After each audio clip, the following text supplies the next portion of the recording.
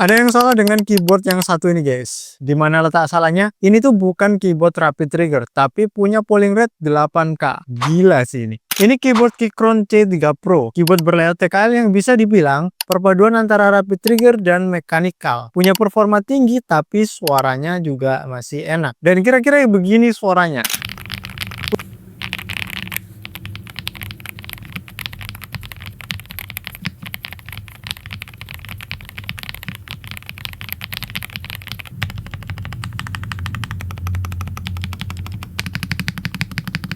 Udah pakai material plastik ABS yang solid. Secara desain ini simple tapi futuristik. Karena keyboard ini ngejarnya performa, makanya dia konektivitasnya hanya wired only. Tapi tenang aja, kabelnya ini premium punya. Untuk keycapsnya pakai bahan PPD double shot yang tebal dan cherry profile. Hot swap 5 pin, north facing, dan gasket mount. Untuk switchnya pakai Keychron Super Switch yang brown.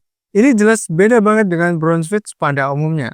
Udah support Windows dan Mac. Menurut gua ini bukan keyboard untuk kaum menanding, tapi buat kalian yang emang suka dengan performa dan pengen feel ngetiknya jauh lebih nyaman. Untuk detail lengkap dari keyboard ini udah gua sematin di link yang gua taruh di deskripsi. Kalian bisa klik aja langsung di situ. Dan yang terakhir, jangan lupa follow untuk rekomendasi keyboard lainnya.